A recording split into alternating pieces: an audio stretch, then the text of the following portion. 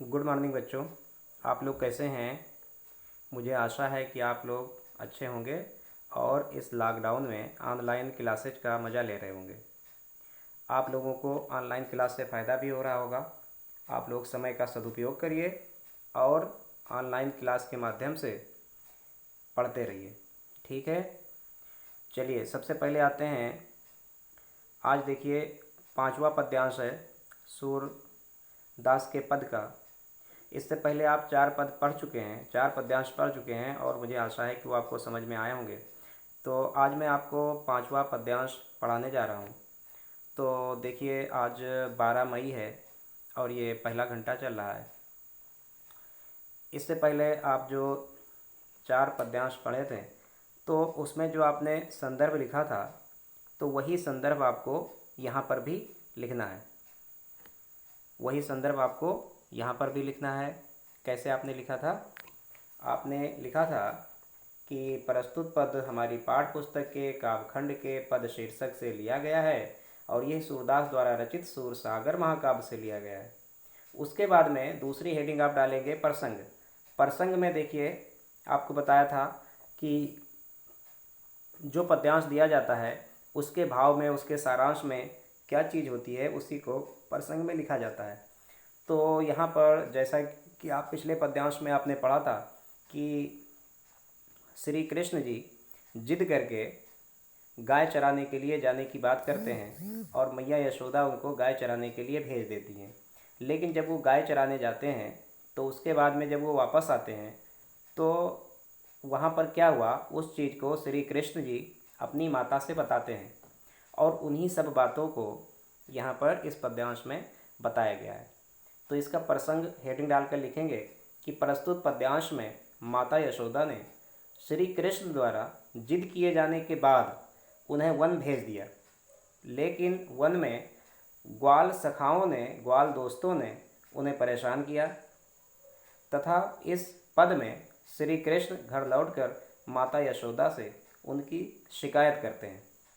चलिए आगे देखते हैं कि क्या शिकायत कर रहे हैं। तो कह रहे हैं कि मैया हूँ ना चरइहों गाय। अब देखिए श्री कृष्ण जी अपनी माता यशोदा जी से कह रहे हैं कि मैया हूँ यानी कि हम, ना नहीं, चरइहों चराऊँगा, गाय यानी कि गाय। तो क्या कह रहे हैं? श्री कृष्ण जी माता यशोदा से कहते हैं कि हे माता, अब मैं गाय चराने नहीं जाऊँगा। उसके बाद है सिगरे ग्वाल घिरावत मोसो मेरे पाई पिराई। सिगरे माने सभी और ग्वाल यानी कि ग्वाल, घिरावत यानी कि घिरवाते हैं, घेरने के लिए कहते हैं, जिसको कहते हैं आप लोग देहाती भाषा में कि मतलब गाय हकाए लाओ, यानी कि गाय को हकाने को क्या कहते हैं? घिरावत।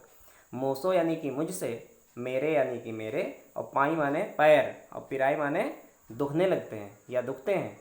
तो कह रहे हैं सिगरे ग्वाल घिरावत मोसो मेरे पाई पिराई। तो वो कह रहे हैं कि सभी ग्वाले मुझसे ही अपने गायों को घेरने के लिए कहते हैं और इधर से उधर दौड़ते दौड़ते मेरे पैरों में दर्द होने लगता है।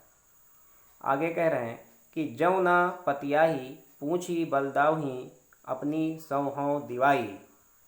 तो जौ यानी कि अगर, यानी जो यानी अगर, ना यानी नहीं, पतियाही माने विश्वास हो, अगर विश्वास ना हो तो पूछ यानी पूछ लो, बलदावही यानी कि बलदेव भैया से, बलराम भैया से, अपनी यानी कि अपनी, सौहों माने सौगंध देकर, कसम देकर, दिवाई माने देकर। तो कह रहे हैं जौ ना पतियाही पूछी बलदावही अपनी सौ हम दिवाई। कह रहे हैं कि माता जी, यदि आपको मेरी बात पर विश्वास ना हो तो आप अपनी सौगंध देकर बलराम भैया से पूछ लीजिए। यह सुन माई जशोदा ग्वालन गारी देत रिसाई।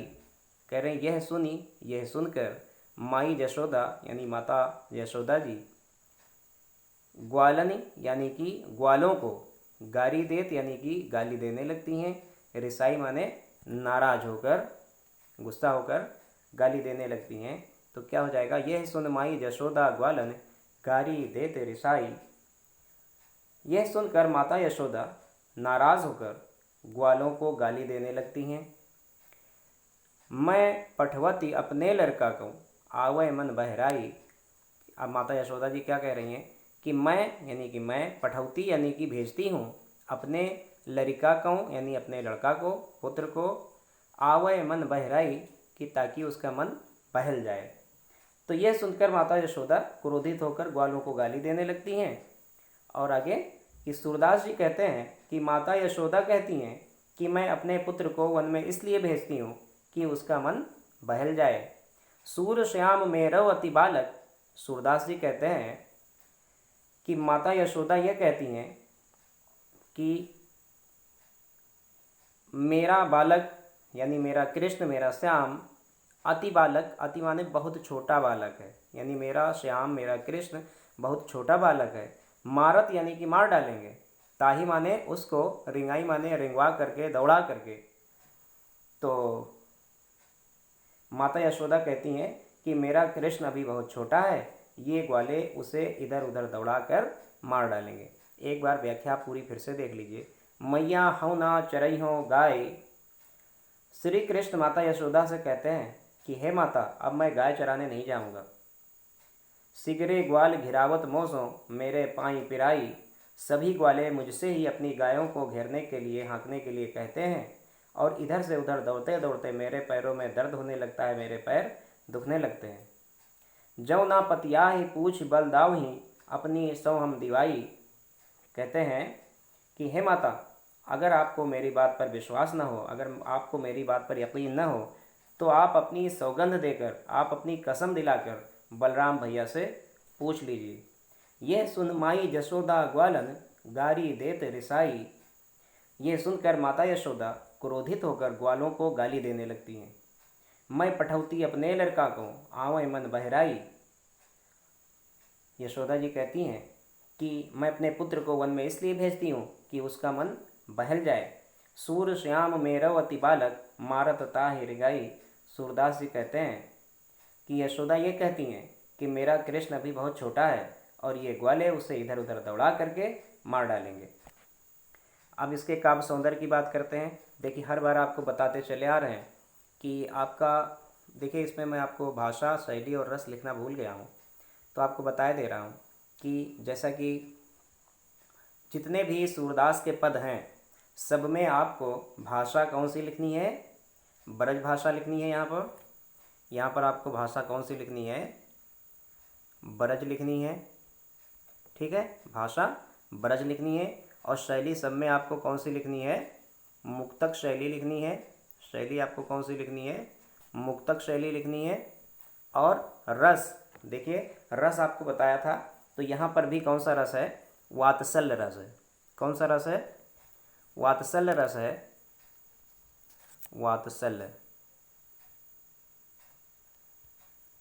यहाँ पर वात्सल्य रस है। वात्सल्य रस क्या होता है कि जहाँ पर माता पिता या माता पिता में से कोई एक अपने पुत्र के प्रति प्रेम भाव दिखलाता है, तो वहाँ पर क्या होता है, वात्सल्य रस होता है। उसके बाद अलंकार की बात करते हैं। जितने भी आपको पद्यांश मिलेंगे, अगर आपको ये नहीं पता है कि इसमें कौन सा अलंकार है, तो आप उसमें अनुप्रास अलंकार को ढूंढिए, वो आपको हर पद्यांश में मिल जाएगा। तो यहाँ पर आप देखोगे तो एक तो है कि मोसो मेरे में माँ, अनुप्रास अलंकार क्या होता है, जहाँ पर कोई अक्षर बार बार आता है या कोई अक्षर एक से अधिक बार आता है, तो वहाँ पर क्या होता है, अनुप्रास अलंकार होता है। तो यहाँ पर देखिए मोसों में और मेरे, इन दोनों में माँ शब्द, माँ अक्षर आया है। पतियाही पूछ में पा अक्षर आया है, पतियाही में पा, पूछ में पा। इसी तरह पाई पिराई में पा अक्षर आया है। तो इस तरह से पतियाही, पूछ ही, पाई पिराई में पा अक्षर देखिए एक से अधिक बार आया है। सूर श्याम में सा अक्षर देखिए एक से अधिक बार आया है। और ग्वालन गारी में गा अक्षर एक से अधिक बार आया है। तो इस तरह से यहाँ पर अनुप्रास अलंकार हुआ। मुझे आशा है कि आपको पसंद आया होगा। अगर आपको ये वीडियो पसंद आता है तो आप चैनल को सब्सक्राइब कीजिए और इसको लाइक कीजिए, घंटी वाले बटन को दबा दीजिए ताकि आपको नोटिफिकेशन वीडियो की मिलती रहे। ठीक है, अगर आपको कोई दिक्कत है तो आप कमेंट में भी लिख सकते हैं और हमको आप पूछ सकते हैं। ठीक है।